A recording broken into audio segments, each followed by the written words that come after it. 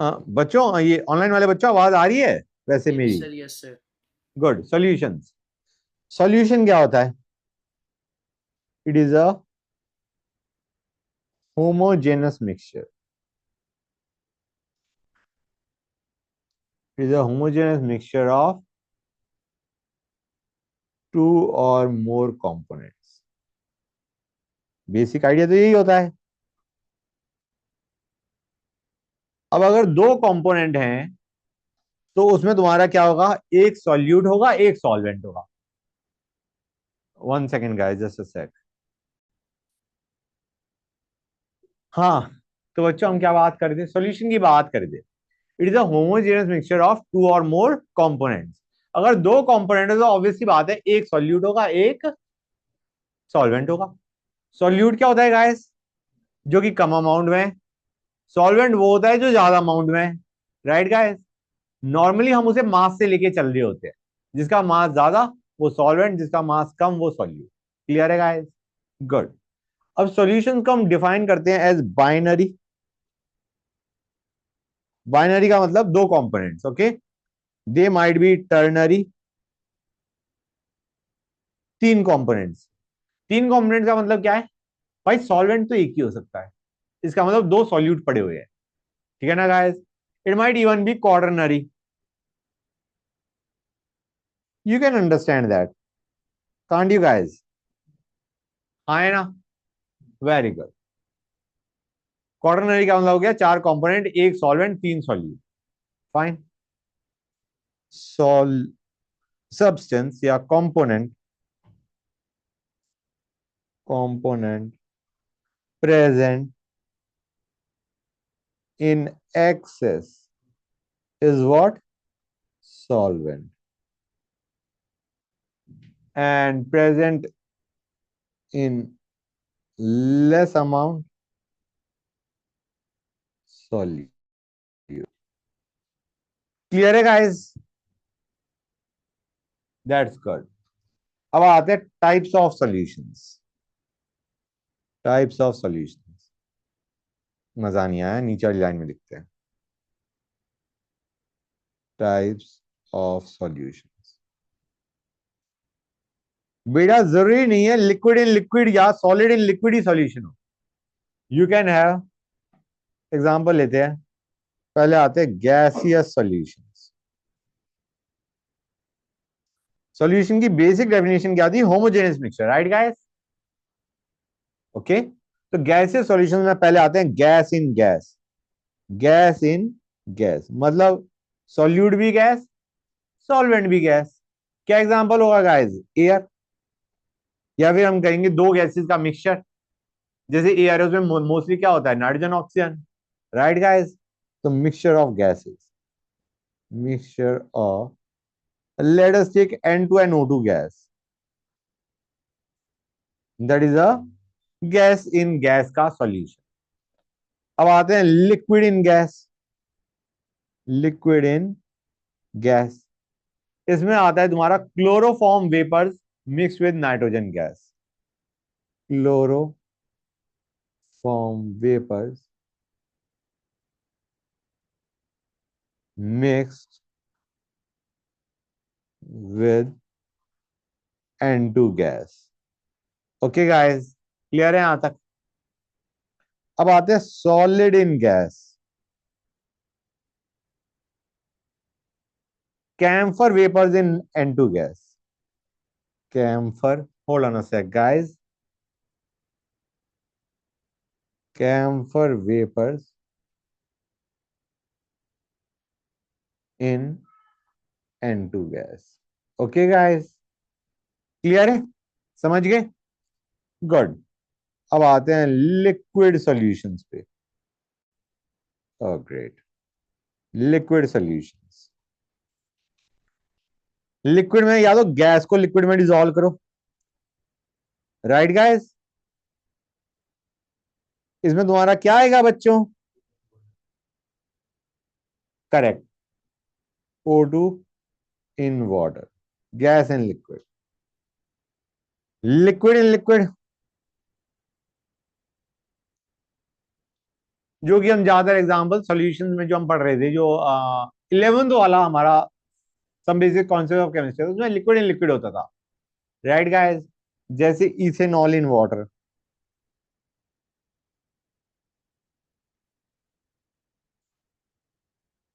कि जो हमारे एसिड्स या bases in water, they are example of acids in water, that is example of liquid in liquid. समझ आ रहा है नहीं आ रहा है बच्चों? अब आते हैं सॉलिड इन लिक्विड। नमक को पानी में डिजोल्व कर दो, या सुक्रोज को इन वाटर। NaCl भी तो सॉलिड होता है गाइस, हाँ है ना? अब आते हैं सॉलिड सॉल्यूशंस पे। Okay, gas in solid. Gas in solid. हाँ बेटा, just one sec. Hydrogen in palladium. H2PD PTNI, वो याद आ रहा है नहीं याद आ रहा है ऑर्गेनिक के टाइम पे? या गैस इन सॉलिड। ठीक है बच्चों, ये कर लिया नोट ऊपर वाला है नहीं किया? Liquid in solid.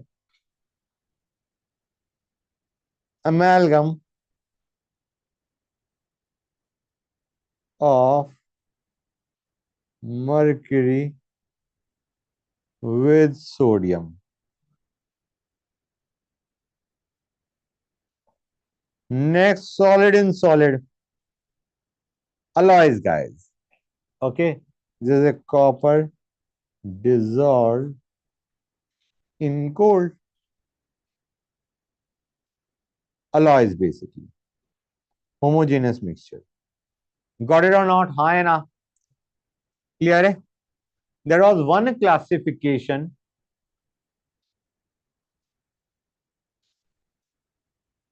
अब देखते हैं सॉल्यूशन किस तरीके से बन रहा है, उसको देखो गाइस। हम सॉलिड सॉल्यूशंस की बात करें, we are talking about solid solution.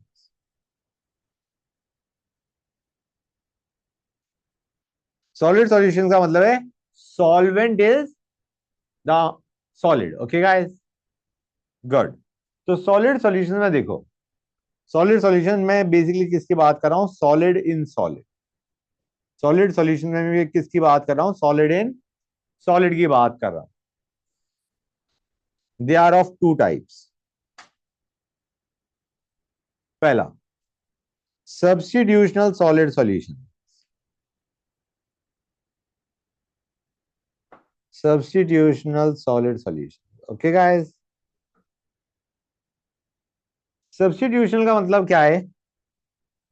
Just a second guys. यार डायग्राम तुम तभी बनाना जब मैं बना चुका हूं, क्योंकि अगर मुझे कुछ इरेज करना पड़ा तो तुम्हें बड़ी दिक्कत आने वाली है।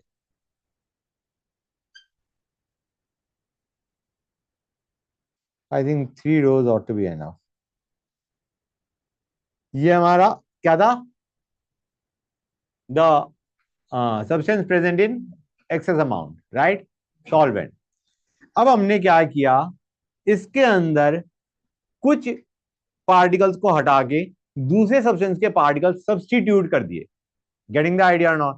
मतलब ये सारा एक ही चीज से बना हुआ था, अब हमने कुछ को हटा के क्या लगा दिया?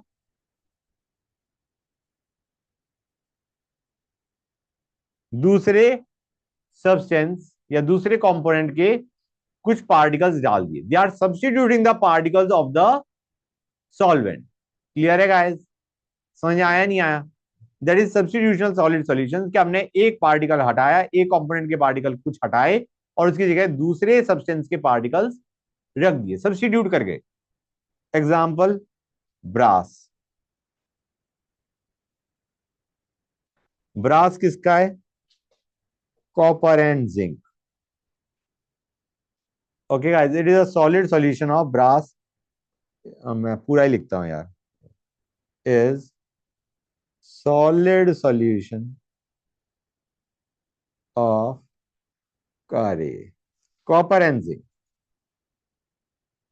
क्लियर और नॉट? दूसरे पे आते हैं। ये तो सब्स्टिट्यूशनल सॉलिड थे, सब्स्टिट्यूशनल solid solutions.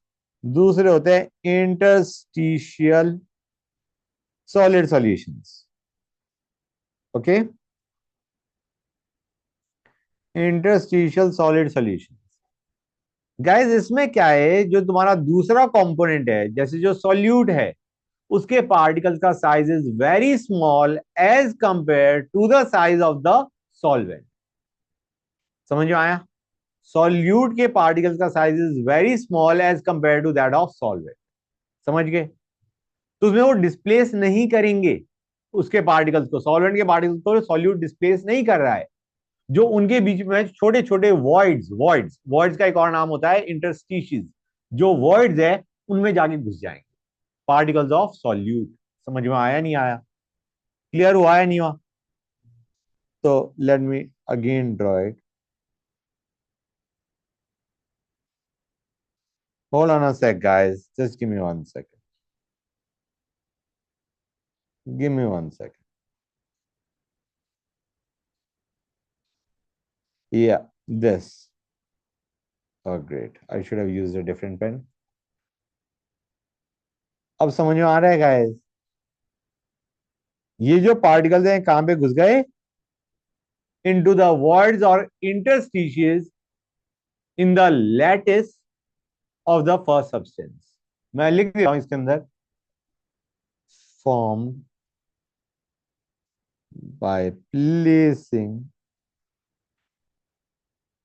atoms of one kind into voids in lattice of atoms of other substance। हाँ, lattice is a giant structure जो कि हमारा मैंने वाइट से बना रखा है। Okay, it is a giant structure, इतना ही नहीं है, चलता जा रहा है। ओके गाइस, तो उसके बीच में जो वॉइड थे उसमें हमने दूसरे सब्सटेंस के एटम्स रख दिए। Example, tungsten carbide.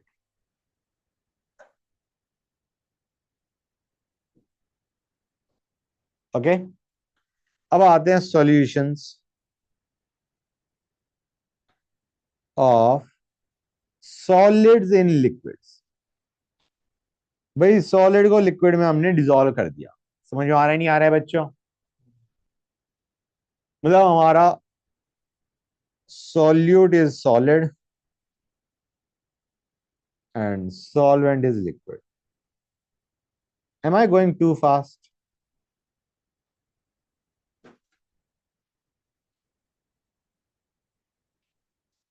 अब आते हैं factors affecting solubility of solid in liquid. भाई हमने एक सॉलिड को लिक्विड में डिसॉल्व करना है, तो what are the factors which affect the solubility? मतलब क्या कंडीशंस हमने रखें कि more solid dissolve in a particular liquid. ठीक है ना गाइस? सबसे पहला, nature of solute and solvent. भाई तुम्हें पता है, लाइक डिसॉल्व लाइक, कोई दिक्कत? बोलो हाँ है ना? पोलर पोलर में डिसॉल्व होगा, नॉन पोलर नॉन पोलर में, या लेस पोलर में डिसॉल्व होगा। समझ आ रहा है नहीं आ रहा है बच्चों? तो इसके लिए जो बेसिक क्राइटेरिया है वो है लाइक डिसॉल्व लाइक। मतलब जिनमें डायपोल मोमेंट है उनको सॉल्वेंट भी उसी टाइप का चाहिए, जिनमें डायपोल मोमेंट कम या जीरो है उनको सॉल्वेंट भी वैसा ही चाहिए, लाइक डिसॉल्व लाइक। हाँ बेटा, जैसे आयनिक कंपाउंड, आयनिक को क्या मैं एक तरीके से हाईली पोलर बोल सकता हूं? आयनिक कंपाउंड या polar compounds dissolve in polar solvents. Ionic को क्या ट्रीट किया मैंने? Highly polar. Okay guys, whereas non polar compounds dissolve in non-polar solvents. बोलो हाँ या ना.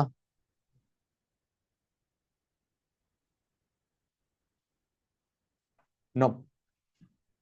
एक चीज है, अगर मास बहुत ज्यादा हो गया तो डेफिनेटली सॉल्युबिलिटी विल बी लो. अगर सॉल्यूट का मास ज्यादा है वो नीचे बैठ जाएगा. As simple as that. हाँ है ना. समझ आया नहीं आया. गुड. तो coming back to examples.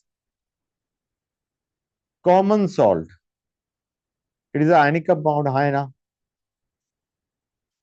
Is soluble in water. Water is a polar compound. हाँ है ना. डायपोल मूवमेंट होता है नहीं होता है वाटर में. Good. Iodine. Iodine is non polar. Is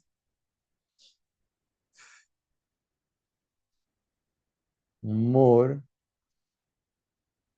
soluble in alcohol और CCl4, कार्बन टेट्राक्लोराइड. भाई carbon tetrachloride is non polar molecule. हाँ है ना. मतलब डायपोल्स होते हैं लेकिन नेट डायपोल मूवमेंट जीरो आ जाता है. Right. Symmetric arrangement of atoms in the molecule. Right guys. मतलब डायपोल्स होंगे लेकिन net dipole moment is zero. Net dipole moment zero, non polar. Got it. तो लाइक डिसॉल्व लाइक के मैंने example बता दिया. कोई डाउट किसी बच्चे को. ओके. सेकंड. यहां तक हर एक को क्लियर है ना गाइस. नेक्स्ट आते हैं effect of temperature on solubility. Effect of temperature on solubility. कि टेम्परेचर बढ़ाने से तुम्हारी solubility of solid in liquid increase होगी या डिक्रीज होगी. इंक्रीज होगी. How did you conclude that.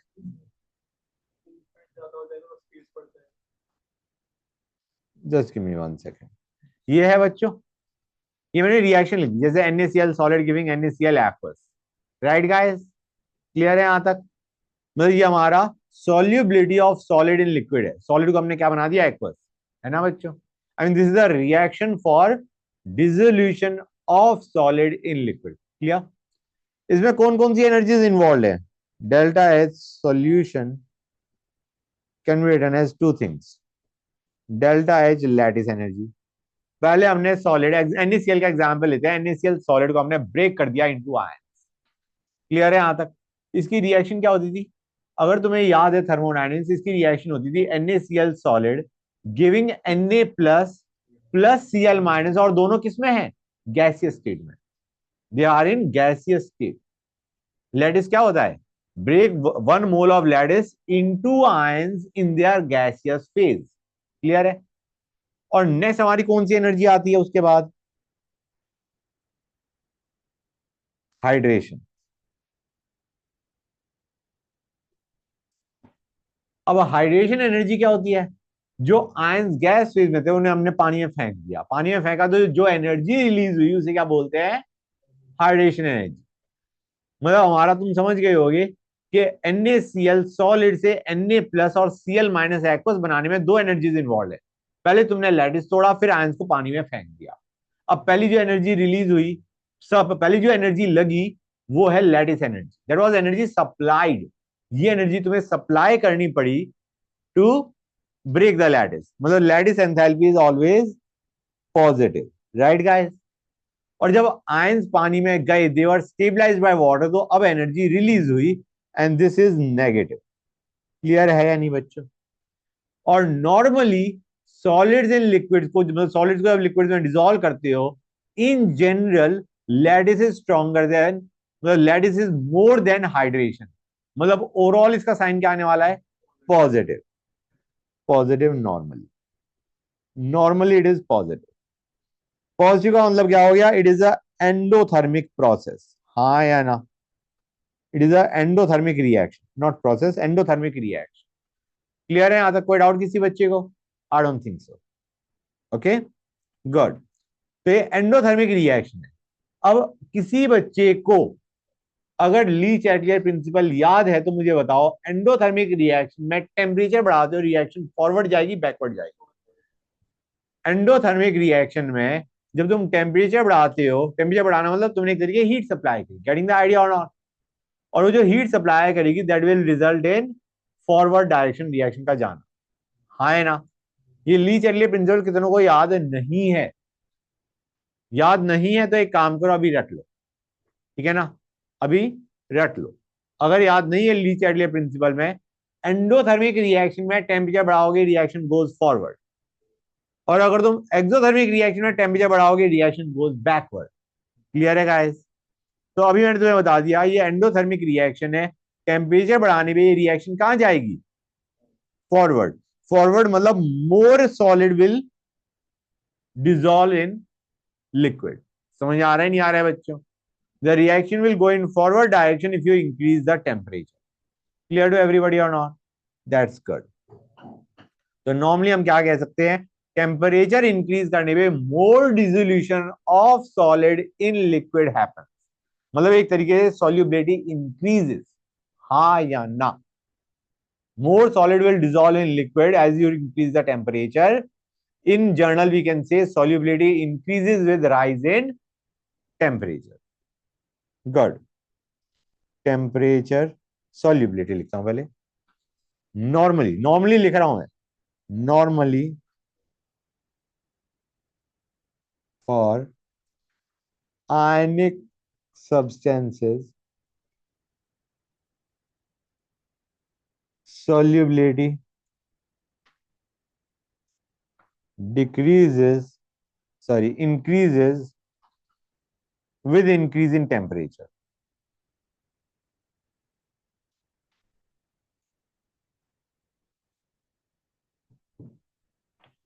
Clear हुआ है नहीं हुआ बच्चों? Example NaNO3, KNO3, NaCl, KCl, etc.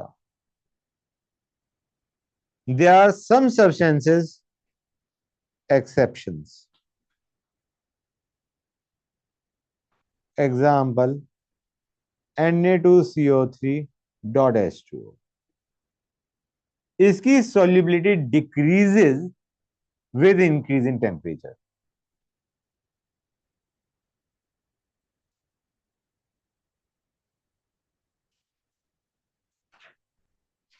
क्यों?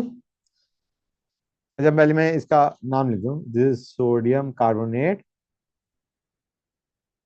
सोडियम कार्बोनेट, और उसके आगे क्या आएगा बच्चों? मोनोहाइड्रेट। लिख लेना, मैं मेरे पास पेज इधर लिख दूं, सोडियम कार्बोनेट मोनोहाइड्रेट। मोनोहाइड्रेट मतलब there is one water molecule. Got it guys? हाँ, इसका मतलब अगर इसका टेम्परेचर बढ़ाने पे सॉल्युबिलिटी डिक्रीज हो रही है तो इसका डेल्टा एच डिसोल्यूशन क्या होना चाहिए? इसकी तो सॉल्युबिलिटी कम हो रही है, मतलब तुम्हारा रिएक्शन एक तरीके से कहां जा रही है टेम्परेचर बढ़ाने पे? बैकवर्ड। इसका मतलब इसका जो डिसोल्यूशन प्रोसेस है वो एंडो होना चाहिए एक्सो होना चाहिए? एक्सोथर्मिक होना चाहिए, राइट गाइस? क्लियर है? वो इसलिए होता है क्योंकि this is a kind of very less hydrated, इसकी हाइड्रेशन एनर्जी बहुत ज्यादा होगी क्योंकि इट फॉर्म्स हाइड्रेटेड, मतलब इसका जो डेल्टा एच हाइड्रेशन है वो काफी ज्यादा होगा। ये हमने एक तरीके से लेस हाइड्रेटेड सॉल्ट ले लिया, ये भी और हाइड्रेट हो सकता है, Na2CO3 डॉट 10H2 तक जा सकता है। Getting the idea not? मतलब आइडिया इसकी जो हाइड्रेशन एनर्जी है that is more then lattice, जिसकी वजह से ओवरऑल इसका ये जो प्रोसेस है ये क्या आ गया, इसका साइन क्या आ गया बच्चों? Negative instead of positive. तो ये ज्यादातर ये जो प्रॉपर्टी होती है कि टेम्परेचर बढ़ाने पे सॉल्युबिलिटी का डिक्रीज होना सॉलिड्स में, वो ज्यादातर देखा जाता है एनहाइड्रस सॉलिड्स के लिए, क्योंकि एनहाइड्रस सॉलिड्स की delta H hydration is very high. Clear हुआ या नहीं हुआ बच्चों? Clear to everybody? Normally observe for anhydrous solids. Clear to everybody or not, guys? That's good. अगर क्लियर है तो फाइन। अच्छा बच्चों, हमने टेम्परेचर देख लिया, हमने nature of solute and solvent देख लिया। What about pressure guys? Pressure, pressure, effect of pressure लिखता हूं, just one second guys. Effect of pressure guys, gases पे आता है, गैसेस पे आता है इफेक्ट ऑफ प्रेशर। गैसेस की सॉल्युबिलिटी इन लिक्विड्स, सॉलिड को लिक्विड में डिसॉल्व कर रहे हो और तुम ऊपर से प्रेशर बढ़ा रहे हो, there is negligible effect of increase in pressure. Clear है गाइस? तो इसको मैं सिंपली लिख देता हूं, नेग्लिजिबल इफेक्ट। नेग्लिजिबल इफेक्ट भी बोल सकते हो, नो इफेक्ट भी बोल सकते हो, but no is not exactly correct, negligible is better. ठीक है ना guys? On solubility, negligible effect on solubility किसका? Of solids and liquids. Don't make that mistake, अभी हम सारा सॉलिड्स एंड लिक्विड्स देख रहे हैं। क्लियर है गाइस? That's good. अब आते हैं solubility of gas in liquid. हम किसको किस में डिसॉल्व कर रहे हैं? गैस को लिक्विड में, जैसे O2 वगैरह, O2 N2, getting the idea और नॉट? तो factors affecting solubility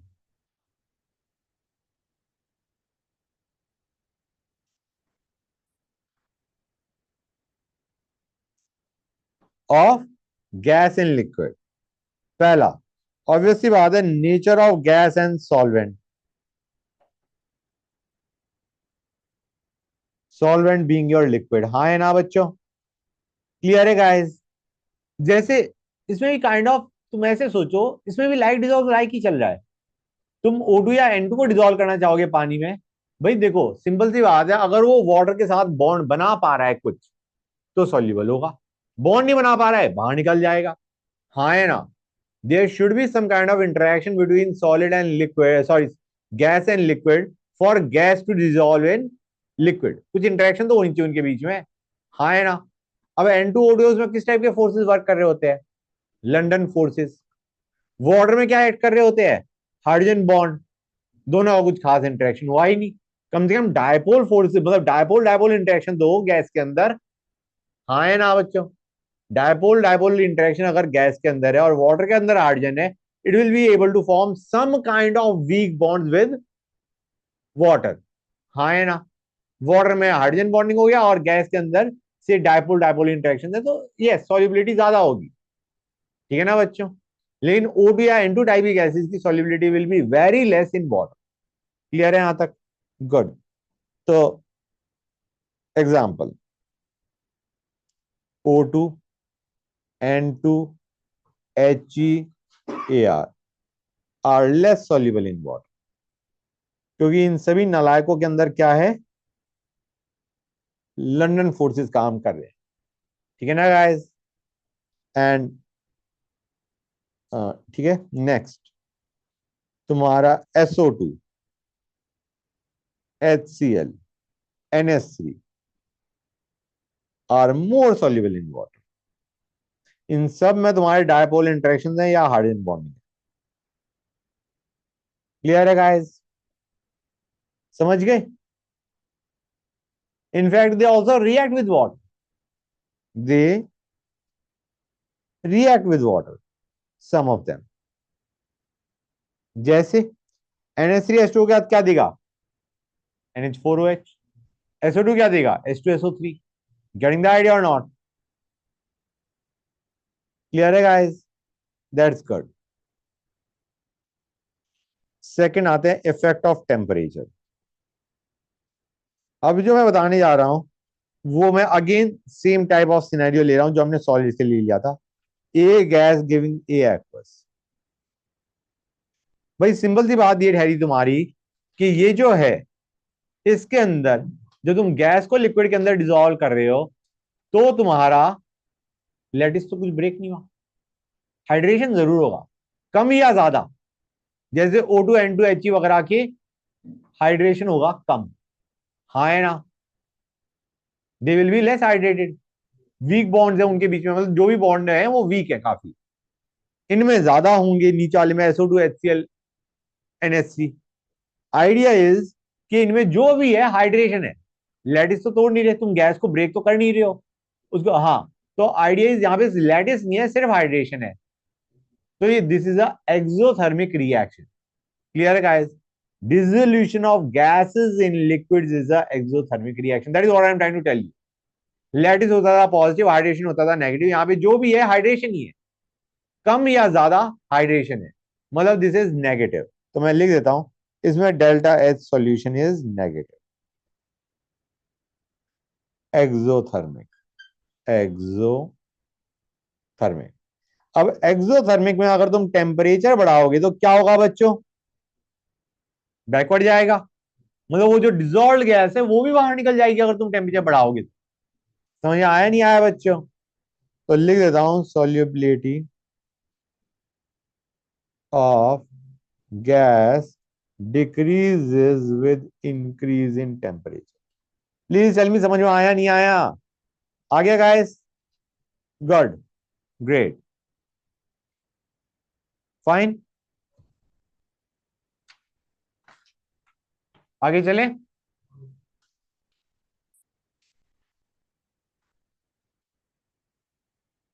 all right. अच्छा, एक और चीज बच्चों, इसमें माइल्ड, मतलब ज्यादा तुम यही देखोगे। अगर नॉर्मली क्वेश्चन आ रहा है गैसेस इन लिक्विड का, तो यू कैन अंडरस्टैंड टेम्परेचर बढ़ाने पे क्या होगा बच्चों? Solubility will decrease. कभी कभी एक्सेप्शन होती है जो बहुत कम सॉल्युबिलिटी वाली गैसेस है, जैसे इनर्ट वगैरह, इनर्ट गैसेस या H2, उनका तुम्हारा स्लाइटली सॉल्युबिलिटी बढ़ रही होती है on rising temperature, slightly. Clear है गाइस? लेकिन फॉर ऑल प्रैक्टिकल पर्पसेस तुम यही मान के चलोगे जो मैंने बताया है। एक मैंने तो एक छोटा सा एक वो दे दिया कि इसमें भी एक्सेप्शंस हो सकती हैं। समझ गए गाइस? इसमें भी एक्सेप्शंस हो सकती हैं। ओके, कि थोड़ा थोड़ा नहीं, थोड़ा टेम्परेचर बढ़ाने पे, माइल्ड टेम्परेचर बढ़ाने पे तुम्हारा, मतलब थोड़ा टेम्परेचर बढ़ाया तो तुम्हारी गैस की सॉल्युबिलिटी पहले बढ़ेगी और टेम्परेचर बढ़ाने पे घटेगी एज एक्सपेक्टेड। समझ में आया नहीं आया? For very less soluble gases, for very less soluble gases अगर तुम टेम्परेचर बढ़ाओगे, थोड़ा सा बढ़ाया तो सॉल्युबिलिटी बढ़ेगी। And for further rise in temperature, और ज्यादा बढ़ाओगे तो solubility will decrease as expected. Temperature बढ़ाने पे सॉल्युबिलिटी डिक्रीज होनी चाहिए थी, लेकिन पहले थोड़ी सी इंक्रीज भी हुई। समझ आया या नहीं आया बच्चों?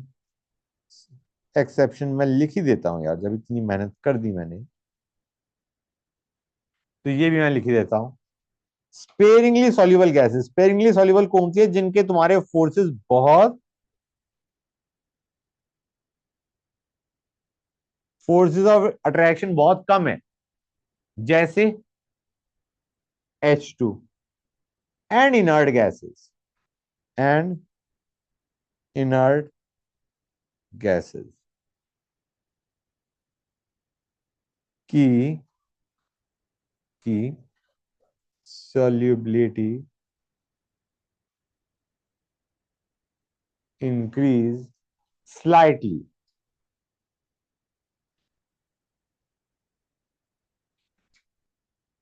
with increase in temperature,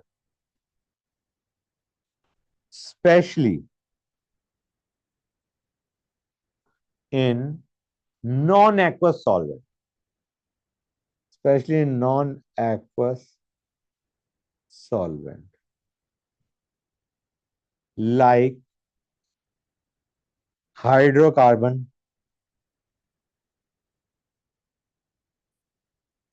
alcohol,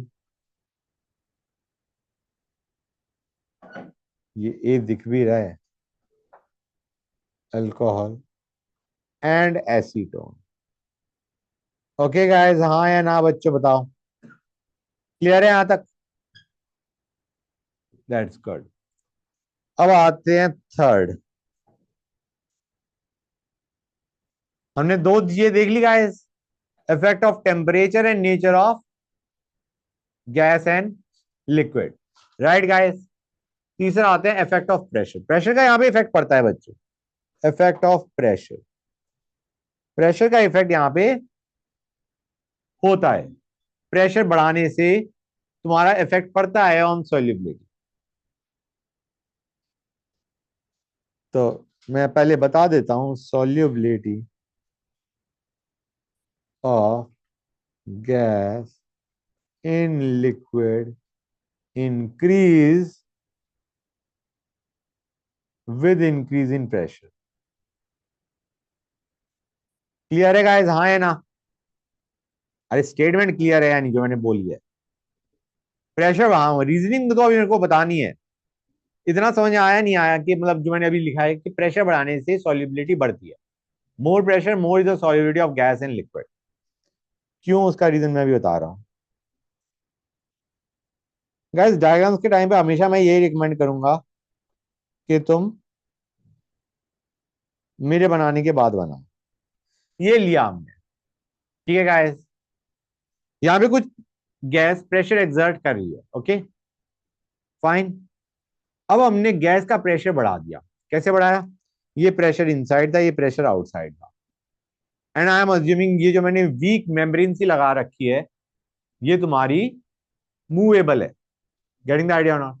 idea मैंने बाहर प्रेशर ज्यादा लगाया, ये अंदर मूव करेगा, अंदर का प्रेशर बढ़ गया। अब नॉर्मली समझो, मैंने तुम्हें ली चार्ली प्रिंसिपल में क्या बताया था? The reaction goes in that direction which tries to reverse the change brought about, right?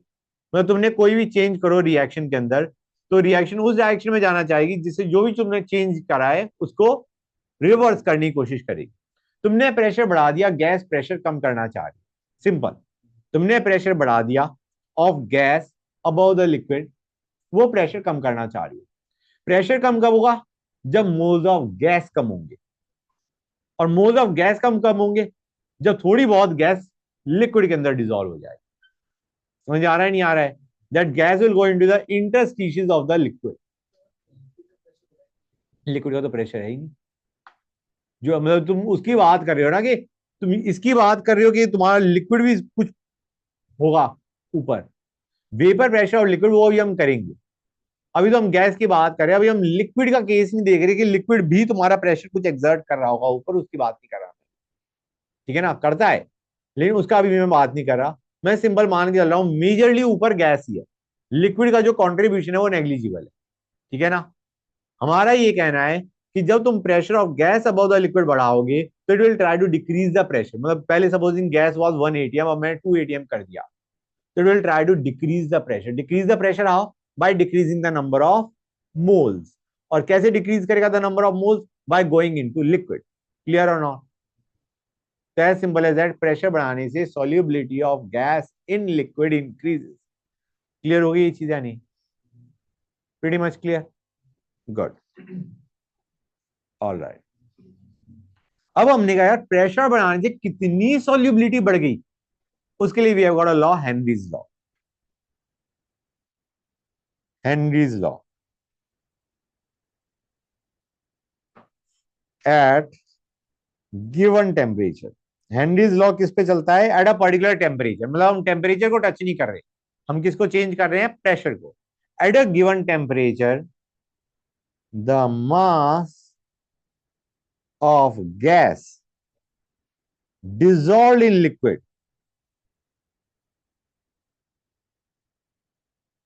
Solvent कह दो, लिक्विड हो जाए, is directly proportional to pressure of gas above the solvent। Liquid बोल दो। सुनते आना बच्चों, ये चीज बच्चों को एकदम से रियलाइज भी नहीं होती कि जो मैंने बताया है वो कितना इंपॉर्टेंट है। पहली चीज, एक टेम्परेचर हम फिक्स रख रहे हैं, टेम्परेचर को चेंज नहीं कर रहे। जितना ज्यादा प्रेशर होगा, सुनते आओ, जितना ज्यादा प्रेशर होगा गैस का अबव द लिक्विड, उतना ज्यादा गैस डिजोल्व होगा इन द लिक्विड। क्लियर हुआ है नहीं हुआ? The amount of gas dissolve in the liquid, inside the liquid, is directly proportional to pressure of gas above the liquid. ऊपर जितना प्रेशर होगा उतना ही गैस डिजोल्व होगा इन द लिक्विड। क्लियर है या नहीं?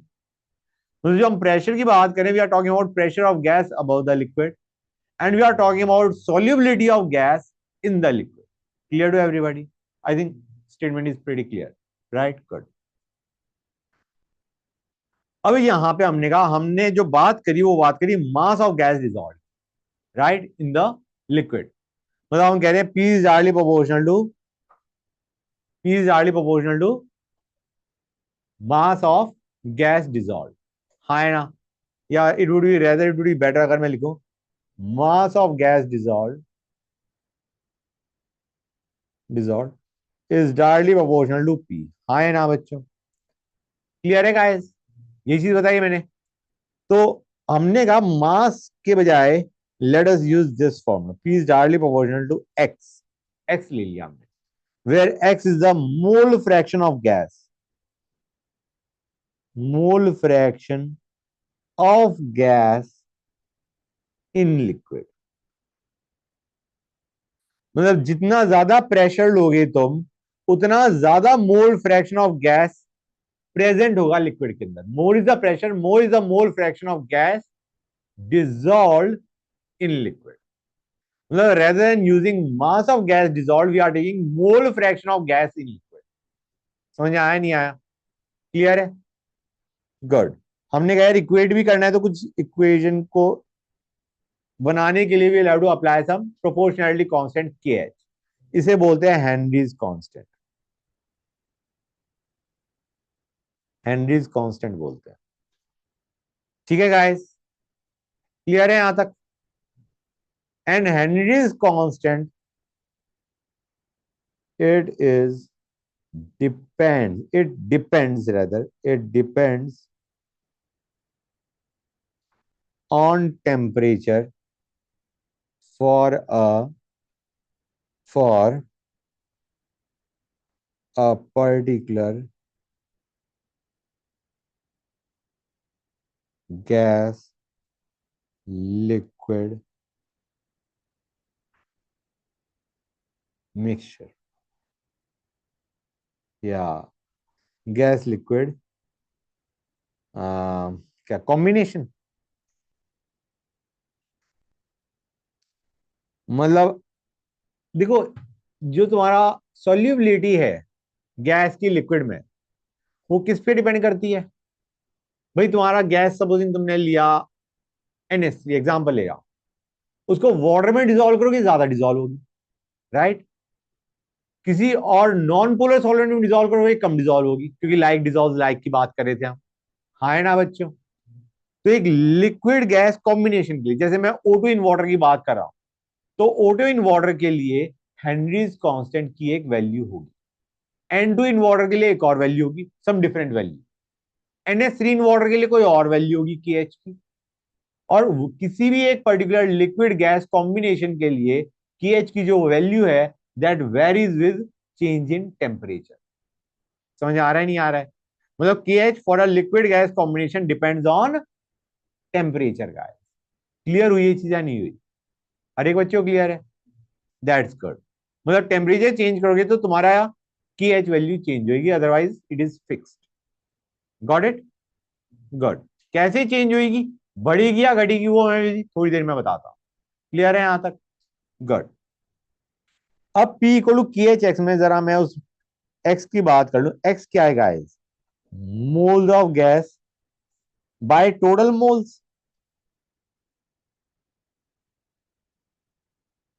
हाँ या ना, जो मैंने भी लिखा है बताओ, यही आगे का? गाइस ये जो मोल्स ऑफ गैस है, ये किसके हैं, मतलब किस में है? जो यहाँ पे मैंने X की जगह moles of gas by moles of gas plus moles of solvent लिया है, यहाँ पे मोल्स ऑफ गैस ये कौन से हैं? Which are dissolve in liquid solvent, which are dissolve in solvent, ये वो मोल्स ऑफ गैस। क्लियर है गाइस? कोई डाउट किसी बच्चे को? अब ज्यादातर जो हम केसेस लेंगे, ज्यादा जो केसेस हम स्टडी करेंगे, उसमें gas is very less soluble in solvent. ये जो फॉर्मूला वैलिड है, ये बहुत कम सॉल्यूबल गैसेस के लिए वैलिड है। जो तुम्हारा सॉल्वेंट में बहुत कम डिजोल्व होती है, ये फॉर्मूला वैलिड ही उन गैसेस के लिए है। जिनकी सॉल्युबिलिटी सॉल्वेंट में हाई है उनके लिए फॉर्मूला वर्क नहीं करता। समझ में आ रहा है नहीं आ रहा है बच्चों? अब अगर गैसेस बहुत कम सॉल्युबल है वाटर में या सॉल्वेंट में इन जनरल, तो क्या मैं यहां पे इसको इग्नोर कर सकता हूं? अब ये मत कहना सर इसको इग्नोर कर देते हैं। इग्नोर हमेशा करा जाता है विद रेस्पेक्ट टू समथिंग। तो मैं मोल्स ऑफ गैस को इग्नोर कर दूंगा विद रेस्पेक्ट टू सॉल्वेंट। तो तुम्हारा फॉर्मूला क्या बन जाएगा बच्चों? K H moles of gas by moles of solvent. समझ में आया या नहीं आया? This is approximation which we normally do. Normally we do this approximation whether JEE whether CBSE. Clear है यहां तक? समझ आया नहीं आया? और इसी फॉर्मूले से जो भी मैंने फॉर्मूला डिराइव किया है बाद में, इसी फॉर्मूले से हम कहते हैं जो हमारा हेनरी लॉ कह रहा था। हेनरी लॉ क्या कह रहा था basically? Mass of gas dissolve is directly proportional to pressure. कैसे आ रहा है मास के प्रोपोर्शनल ये? भाई तुम यहाँ पे P equal to K H, जो ये था हमारा ब्रैकेट में टर्म, ये क्या बन जाएगा? मास ऑफ गैस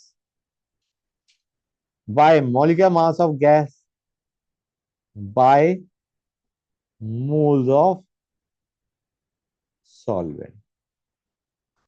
हाँ या ना ये बताओ मुझे। क्लियर हुआ है नहीं हुआ?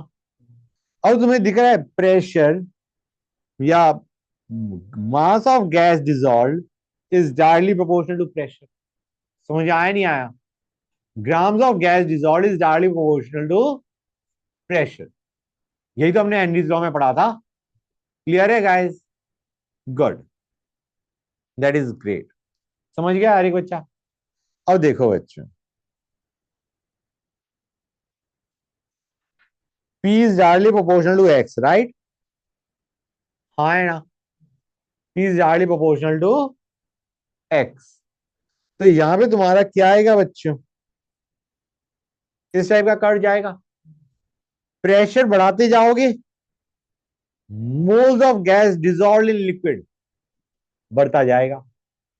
हाँ है ना? अब तुम बोलोगे ये तो मोल फ्रैक्शन बढ़ रहा है, मोल्स ऑफ गैस थोड़ी ना बढ़ रहा है। गाइस यहां से देखो, हमने जो नया फॉर्मूला बनाया था अप्रोक्सीमेटेड फॉर्मूला, यहां पे तुम्हें दिख रहा है जैसे जैसे प्रेशर बढ़ाओगे मोल्स ऑफ गैस डिसॉल्व बढ़ता जाएगा। हाँ है ना? समझ आया नहीं आया? लेकिन अभी मैं मोल्स ऑफ गैस से रिलेट नहीं कर रहा, किससे रिलेट कर रहा हूं गाइस? मैं मोल फ्रैक्शन से। तो अभी मुझे बताओ इसकी स्लोप क्या है? ये स्लोप क्या है बच्चों? स्लोप इज के एच। अगर मैं यहां एक्स के बजाय मोल्स ऑफ गैस लेता तो भी कर दो स्ट्रेट ही जाना था। हाँ है ना? समझ आ रहा है नहीं आ रहा है? कर तब भी स्ट्रेट, मतलब ऐसे, हाँ, लाइन पासिंग थ्रू ओरिजिन जाता। इन इस केस में स्लोप क्या जाएगा? मोल ऑफ, हाँ, K H by mole of solvent आ जाएगा। क्लियर है गाइस? समझ आ रहा है नहीं आ रहा है? फिर से बताता हूं, ये तुम्हारा y हो गया, ये तुम्हारा x हो गया, m क्या है? के H by mole of solvent. समझ में आया नहीं आया? और अगर मैं यहां पे मोल्स ऑफ गैस के बजाय ले लेता हूं मास ऑफ गैस, या जी ऑफ गैस ले लेता हूं, ग्राम्स ऑफ गैस, तो हमारी स्लोप क्या आ जाएगी? K H by M gas by moles of solvent. समझ में आया नहीं आया? क्लियर हुआ है नहीं? I mean this is Y, this is X. Clear to everybody? Good. अब मैं इसे मिटा रहा हूं इस वाले पार्ट को। समझ गए? You should be able to relate this. हाँ या ना? अच्छा guys, just let me ask you a question.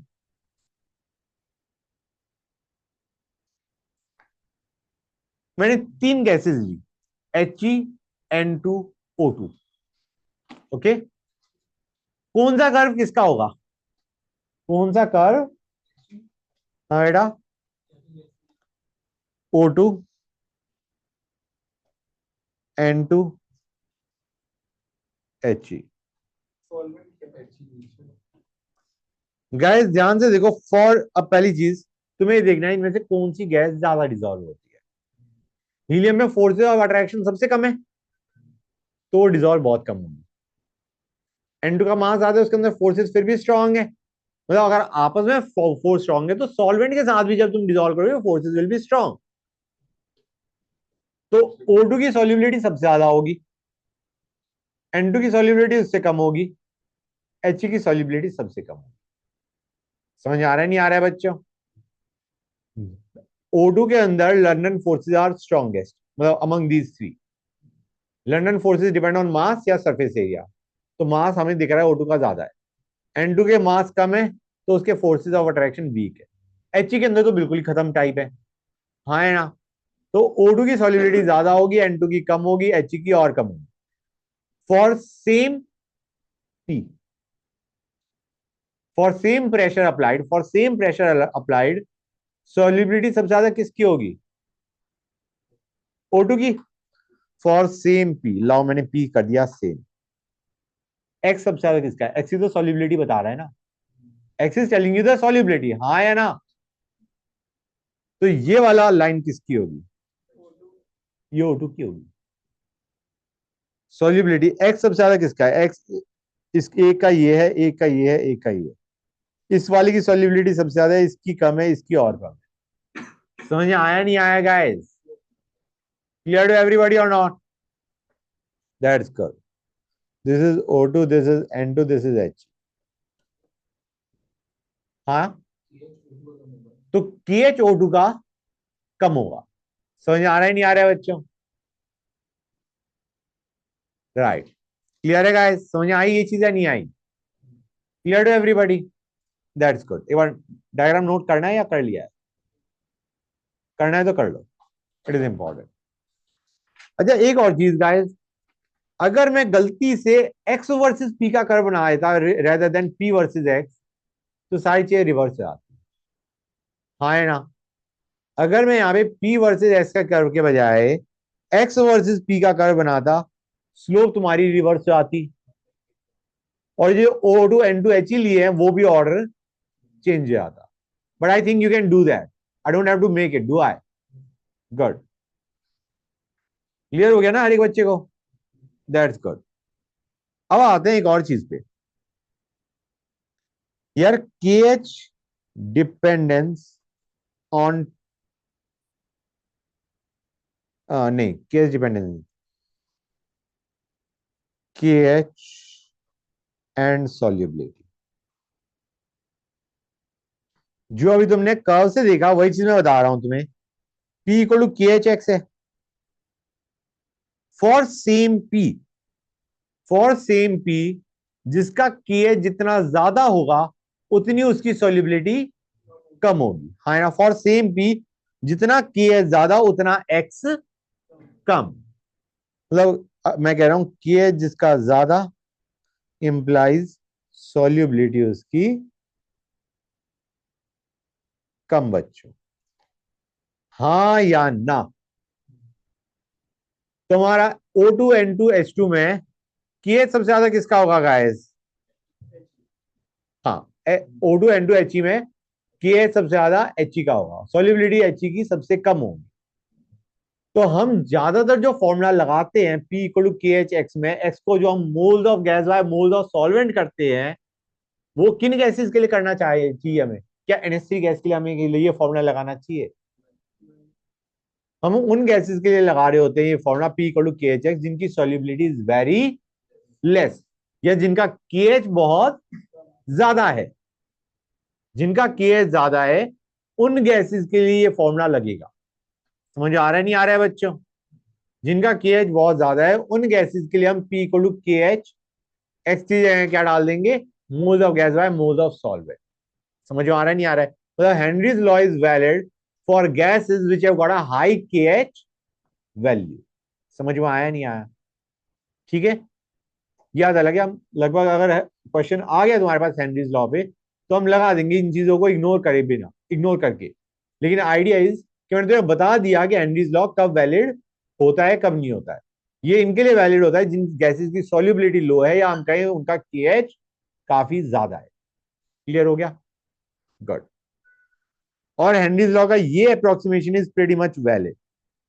ठीक है, हम लगा रहे होते हैं ये फॉर, हाँ ये है ऑलमोस्ट हर एक क्वेश्चन में, इसमें ये नहीं लगाते जाते। ठीक है गाइस, गुड, क्योंकि हम उन्हीं गैसेस की बात करें जिनकी सॉल्युबिलिटी इज लो। फाइन। तो अच्छा गाइस, एक चीज बताओ, हमने कहा कि ये जितना ज्यादा होगा उतना सॉल्युबिलिटी कम होगा, राइट? अब मैं पूछ रहा हूं इफेक्ट, मैंने बताया था ना टेम्परेचर पे,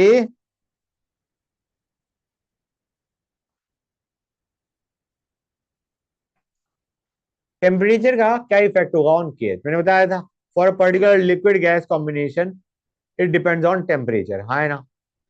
मुझे सिंपल सी चीज बताओ गाइस, टेम्परेचर बढ़ाने पे सोल्यूबिलिटी क्या होती है गैस की इन लिक्विड?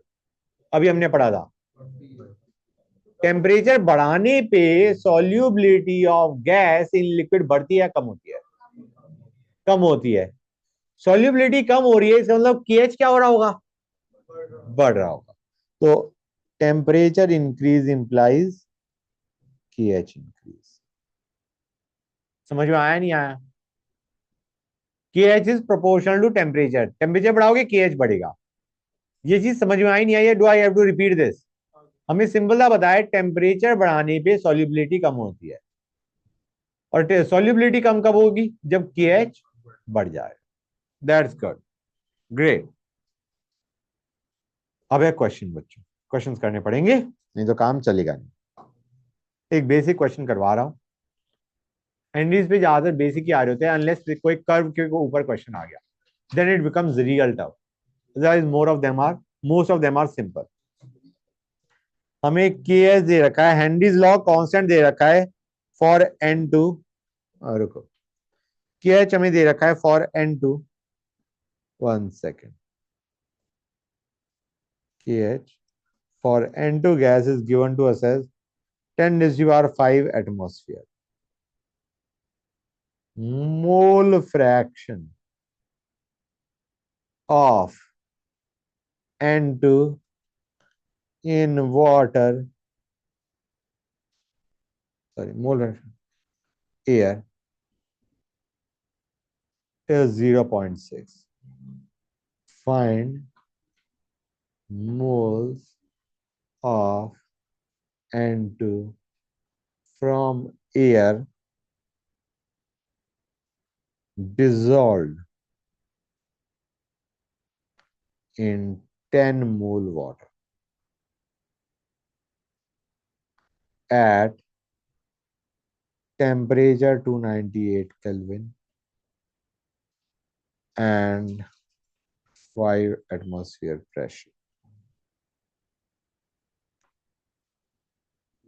Guys, पहले मैं बता दूं, सपोजिंग तुम्हारे पास अभी तक मैंने एक गैस ली थी अबव लिक्विड, सपोजिंग मैं दो गैसेस लेता हूं अबव लिक्विड, तो क्या हम ये कहेंगे पी टोटल?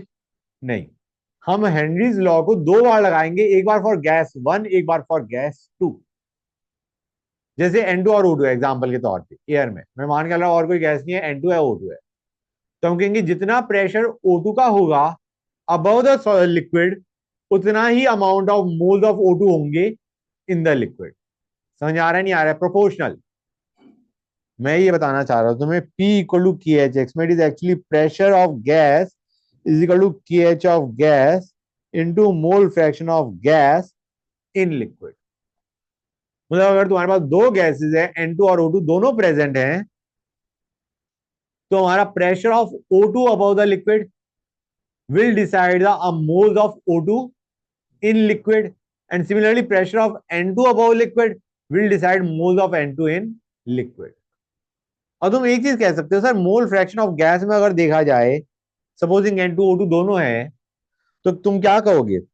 P ऑफ से N2 और तुम्हारे पास KH of N2 into mole fraction of N2। अब वैसे it should be moles of N2 by moles of N2 plus moles of O2 plus moles of solvent. Let us assume that to be water. हाँ या ना? यार अगर हम N2 ignore कर सकते हैं तो ये भी तो इग्नोर कर सकते हैं। तो एक्सप्रेशन हमारा सिंपल रह गया, प्रेशर ऑफ गैस ये रहा is equal to KH of gas liquid combination into mole fraction of gas in liquid, जिसको तुम सीधा ऐसे अप्रोक्सीमेट कर दोगे। समझ में आया नहीं आया? मतलब डिनोमिनेटर में मोल्स ऑफ गैस तुम्हारे इग्नोर होंगे ही होंगे। क्लियर है गाइस? समझ गए? गुड। मैं इसे मिटा रहा हूं, काम का नहीं है। अब बच्चों देखो, इस क्वेश्चन के अंदर प्रॉब्लम सिर्फ एक है भाई, उन्होंने तुम्हें बता दिया KH, उन्होंने फिर एक चीज प्रेशर ऑफ गैस नहीं दिया। उनको प्रेशर तो दे रखा है 5 atm प्रेशर, भाई वो एटमॉस्फेयर दे रखा है, टोटल प्रेशर दे रखा है। तुम्हें प्रेशर किसका चाहिए? N2 का इन एयर। समझ में आ रहा है नहीं आ रहा है बच्चों? You need the pressure of N2 about the liquid, not the total pressure. तो प्रेशर ऑफ N2 कैसे निकालोगे? स्टेट्स ऑफ मैटर में तुमने पढ़ा था guys, P total into mole fraction in gas is equal to P of gas. याद आ रहा है नहीं याद आ रहा है? Dalton law of partial pressure, come on guys. P of gas is P total into mole fraction of particular gas in container। समझ आ रहा है नहीं आ रहा है गाइस? ये हमने पढ़ा है, P of gas is equal to P total into mole fraction of gas in क्या लिखेंगे इसे? इन एयर, लेट अस सी। समझ आ रहा है नहीं आ रहा है बच्चों? गाइस इन दोनों को कंफ्यूज प्लीज मत करना। अभी तुम ये देखना चाह रहे हो N2 भी था तुम्हारे पास, O2 भी था एयर में, तुम देखना चाह रहे हो N2 का प्रेशर कितना था लिक्विड के ऊपर। ये जो Y ऑफ गैस मैंने लिया है, I am taking mole fraction of N2 in vapour, मतलब इन एयर। समझ आ रहा है नहीं आ रहा है बच्चों? ये जो मैंने लिया है ये एयर में मोल फ्रैक्शन ऑफ N2 है, और ये जो बताएगा ये बताएगा मोल fraction of N2 in liquid after dissolution. समझ में आ रहा है नहीं आ रहा है गाइस? जब इक्विलिब्रियम अटेन हो जाएगा, इक्विलिब्रियम अटेन होएगा, उसके बाद what is the mole fraction of N2 in liquid is given by this, and this Y was the mole fraction of N2 in air. समझ में आ रहा है नहीं आ रहा है बच्चों? अभी तो हमें जो 5 एटमॉस्फेयर दे रखा है वो हमें P टोटल दे रखा है, नॉट P ऑफ N2। तुम्हारा प्रेशर ऑफ N2 कितना आएगा बच्चों बताओ? It will B P total into mole fraction of N2 in air. समझ आ रहा है नहीं आ रहा है बच्चों? क्लियर हुआ है नहीं? It will be 5 into 0.6 will be equal to KH। KH कितना दे रखा है हमें? 10⁵ into mole fraction of N2 in liquid, जिसको हम क्या कर देंगे guys? Moles of N2 by total moles आनी चाहिए, लेकिन हम उसमें क्या कर देंगे बच्चों?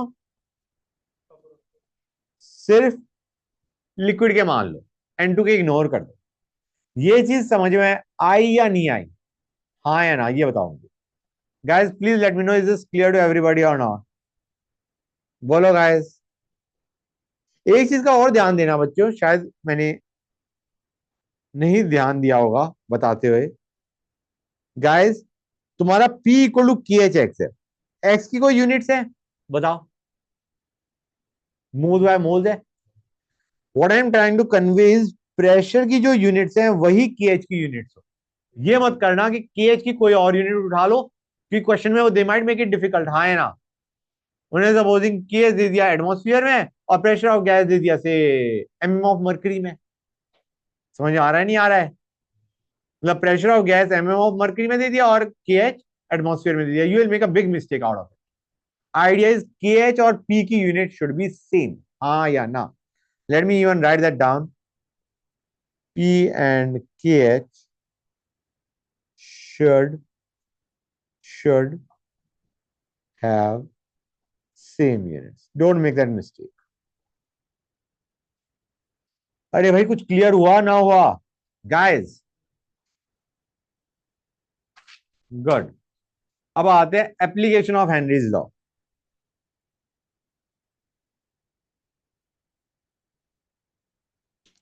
Application of Henry. अच्छा बच्चों, एक ऑब्वियस सी चीज है लेकिन मेरे को लगा शायद ना पता हो। के एच एक्स था, राइट? एक्स क्या था हमारा? मोल fraction of gas in liquid, right? अगर कोई तुमसे, मैं इसको मिटाता हूं पहले, ये बाद में, या मैं इसको इधर नोट लिख देता हूँ, एटलीस्ट एडमी note P equal to K H X. Gas, supposing तुम्हें मोल फ्रैक्शन ऑफ गैस के बजाय मोल फ्रैक्शन ऑफ लिक्विड के टर्म्स में एक्सप्रेशन पूछ रखा है, तो हम कहेंगे ये तो mole fraction of gas in liquid था। तुम्हें क्वेश्चन दे दिया किसके टर्म्स में? Mole fraction of liquid. तो ये बन जाएगा P is equal to K H 1 - x of liquid. हाँ, ये चीज समझ में आई नहीं आई? क्लियर है? दोनों की मोल फ्रैक्शन का सम 1 होगा ना, गैस का और लिक्विड का। तो इस तरीके से हमारा एक्सप्रेशन बन जाता है। ये क्या बनेगा? P will be equal to K H minus K H X of liquid. समझ में आ रहा है नहीं आ रहा है बच्चों? ये हमारा क्या हो गया guys?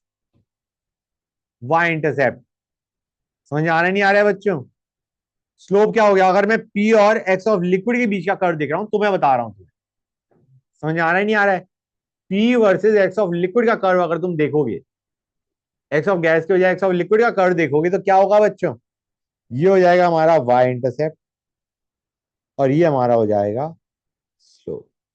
I hope this is clear to everybody. हाँ या ना? बोलो गाइस, क्लियर हो गई ये चीज? Good, great. Coming back to application of Henry's law, start ही नहीं हुआ था, अब करते हैं। 1 मिनट रुकना बच्चों। हाँ तो बच्चों, हम क्या कर रहे थे? एप्लीकेशन ऑफ हेनरीज लॉ, फिर से लिख देता हूँ heading, application of Henry's law.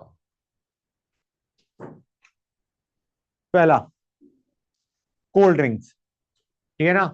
Cold drinks को हम, I mean why do we keep them cold? क्योंकि उसमें CO2 गैस डिजॉल्व होती है, और अगर CO टेम्परेचर बढ़ाओगे तो जो तुम्हारा CO2 गैस डिजॉल्व है वो बाहर निकल जाएगी। हाँ है ना? अब ये बताया था ना, लो टेम्परेचर पे solubility of gases is high, high temperature पे solubility of gases is low. हाँ है ना? तो हम चाहते हैं कि जो कोल्ड ड्रिंक्स होती है जिनमें उनमें जो फिज होता है वो CO2 गैस है, हम चाहते हैं CO2 gas should be dissolve in that drink. तो वो डिजॉल्व तभी रहेगी जब टेम्परेचर लो है, और दूसरा प्रेशर हाई है। प्रेशर हाई से सॉल्युबिलिटी हाई होती है, और टेम्परेचर लो में सॉल्युबिलिटी हाई होती है। तो हम दोनों ही चीजें रखते हैं। दो bottles are packed under high pressure ताकि more gas is dissolve in that cold drink, ठीक है ना गाइस? तो प्रेशर हाई रखते हैं, टेम्परेचर लो रखते हैं, which both of which increase the solubility of CO2 in cold drinks. तो मैं लिख देता हूं यही चीज, to increase solubility of CO2 in soft drinks and soda water.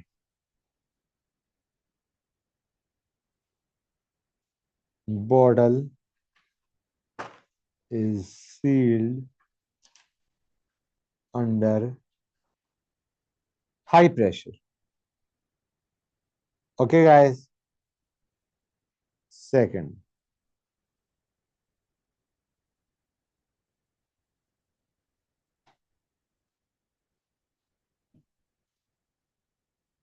यहां तक निकल लिया note?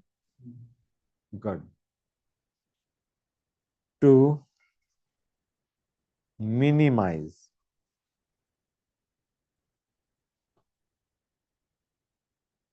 painful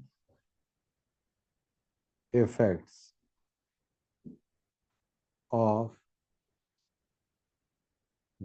decompression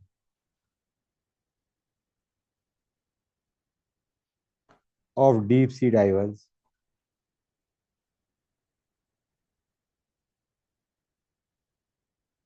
oxygen diluted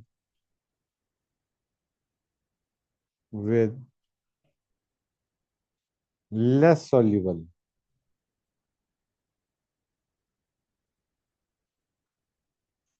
He gas is used as breathing gas.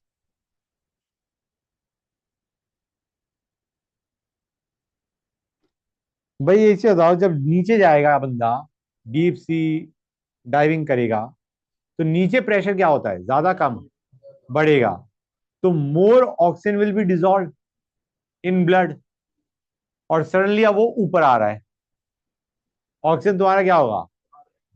Release हो जाएगा फ्रॉम ब्लड। हाँ है ना बच्चों? हम चाहते हैं यार ऑक्सीजन तुम्हारा एक मॉडरेट अमाउंट में रहे इन द ब्लड, एकदम से ज्यादा बढ़े भी ना और कम भी ना हो। तो हम क्या करते हैं, हीलियम गैस फिल कर देते हैं in the tank in addition to oxygen.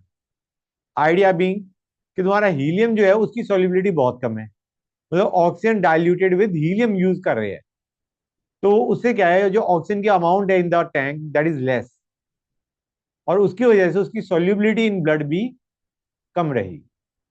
We use helium gas also, मतलब ऑक्सीजन विद हीलियम। हीलियम की तो सॉल्युबिलिटी वैसे ही कम है, तो ऑक्सीजन की अमाउंट कम हो गई तो ऑक्सीजन की भी सॉल्युबिलिटी कम हो गई ब्लड में रिलेटिवली। डीकम्प्रेशन ये होगा कि एकदम से लो से अप जा रहे हो, तो गैस जो डिजॉल्व है वो बाहर निकलती है, ज्यादा गैस डिजॉल्व होगी, ज्यादा फिर रिलीज भी होगी।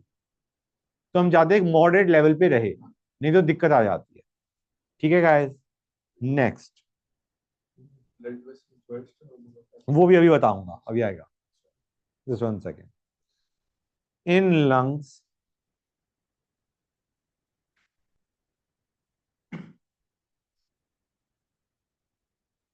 एट हाई प्रेशर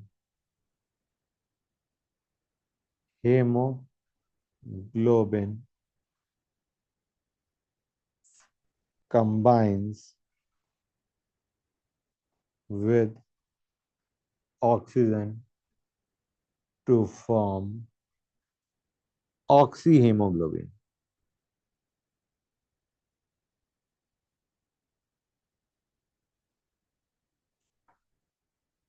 Now, ये वही चीज है, हेनरीज लॉ का एप्लीकेशन। ठीक है ना गाइस? हाई प्रेशर पे तुम्हारा ऑक्सी हेमोग्लोबिन बनता है in tissues where partial pressure of O2 is low. Oxyhemoglobin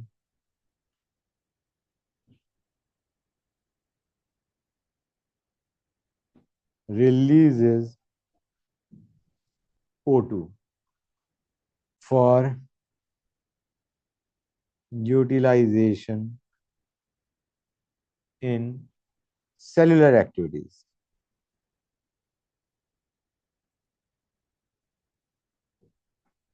Clear है guys? Fourth, scuba divers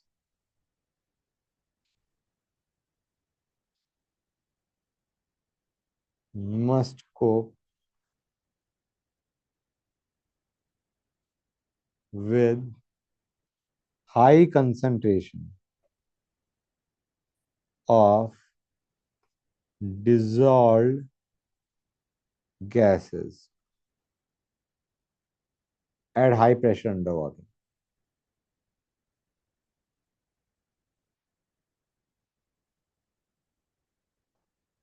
Okay? One second. One second. While breathing air at high pressure underwater.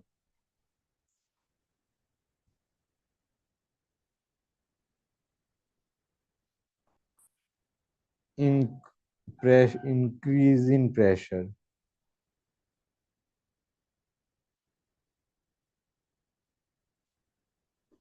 increases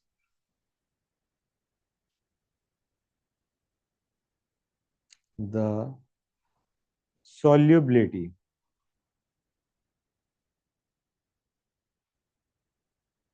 of atmospheric gases in blood। ये वही चीज है जो मैंने अभी बताया था। क्लियर है guys? solubility of gases in blood बढ़ गया। ठीक है? when they come to surface, when divers come to surface, pressure gradually decreases। Pressure decrease होगा तो क्या होगा बच्चों?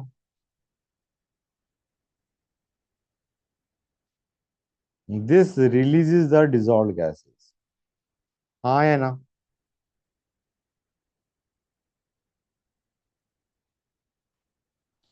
और वो क्या करेगा बच्चों? लीडिंग लीडिंग या which Leeds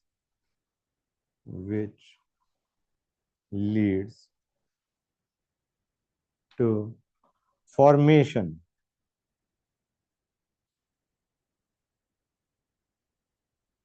of bubbles of nitrogen in blood. N2 की सॉल्युबिलिटी कम है या नहीं O2 से? कम है, अमाउंट भी ज्यादा होती है। तो idea is bubbles of N2 blood में बन जाते हैं। This blocks capillaries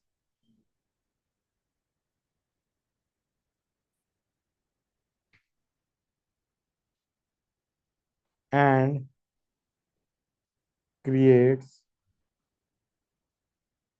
medical condition known as bands,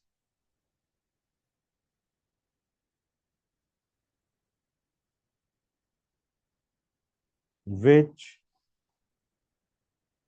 are painful and dangerous to life।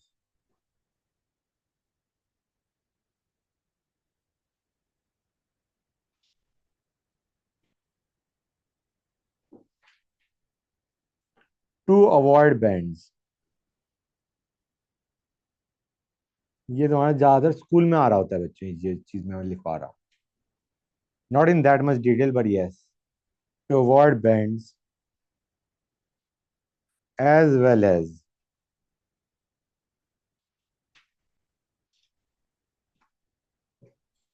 Toxic effect of high concentration of N2 in blood. हमने कहा भाई हम चाहते हैं कि सॉल्युबिलिटी कम हो N2 की, राइट? जितना ज्यादा N2 डिजॉल्व होगा उतने ज्यादा तुम्हारा बबल्स बनेंगे बाद में when it comes to the surface. ठीक है ना गाइस? और प्लस नाइट्रोजन के टॉक्सिक इफेक्ट भी, अगर वो बहुत ज्यादा नाइट्रोजन प्रेजेंट हो ब्लड में। तो आइडिया इज उसके लिए the tanks of scuba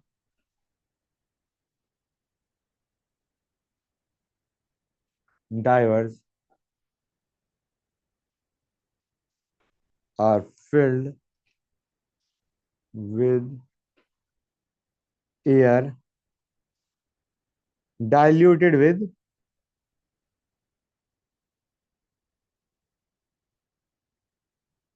with helium। Clear है guys? 11.7% helium, 56.2% N2 and 32.1% O2। Clear है गाइस? हाँ बेटा। अब हमारा कौन सा था? ये कौन सा पॉइंट था? ये फोर्थ था या है? Fifth. At high altitudes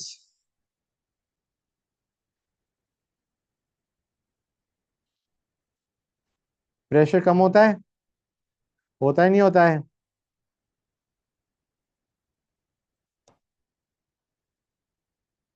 partial pressure of O2 is less than at ground level. Than at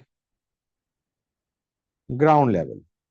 ground level पे प्रेशर ज्यादा है, ऊपर कम है. ऊपर कम है तो इसका मतलब सॉल्युबिलिटी क्या होगा बच्चों? O2 का ब्लड में. बताओ गाइस. लो होगा. This leads to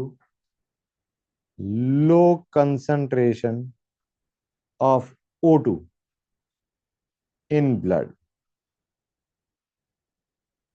and tissues of climbers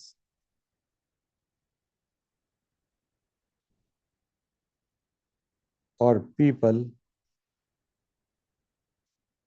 living at high altitudes. मतलब उनके पास जो ऑक्सीजन कंटेंट है वो कम है. ठीक है ना गाइस? क्लियर है? Low blood oxygen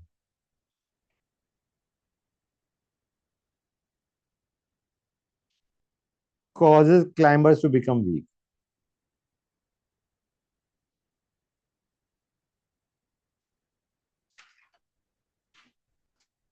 Causes climbers to become weak and makes them unable to think clearly.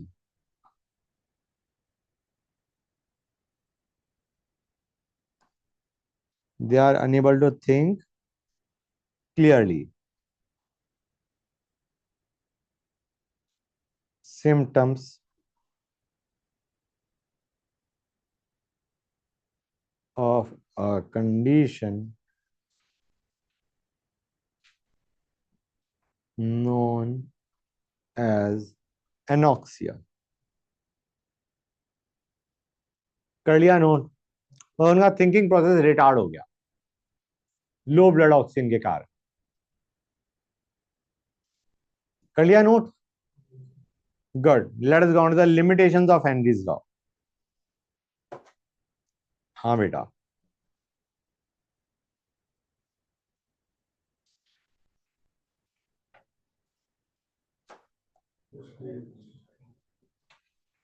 हाँ बेटा. Right. It is valid. Henry's law is valid only when low pressure. Okay guys, pressure ज्यादा होगा तो solubility ज्यादा होगी. मैंने तुम्हें बताया था हेनरीज लॉ इज वैलिड जब तुम्हारी सॉल्युबिलिटी क्या हो? लो. प्रेशर बढ़ाओगे तो सॉल्युबिलिटी विल बी हाई. तो लो प्रेशर पे वर्क कर रहा होता है.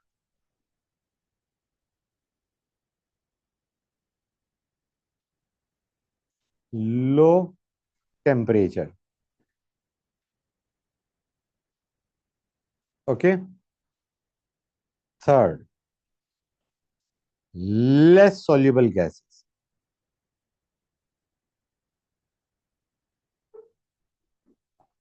And fourth, gas should not react with water. जैसे तुम्हारा SO2 और NH3 की बात कर रहे थे ना guys, they react with water. हाँ है ना? They form acids. जो SO2 है that forms H2SO3. NH3 reacts with water, right guys? NH4OH. So we need a gas. The gas should not react chemically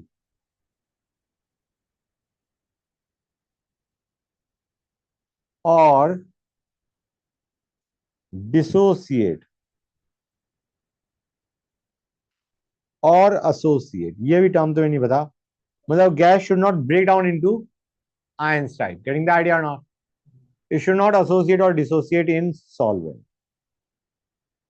हाँ या ना बच्चों? Please let me know. Is this clear to everybody और not guys?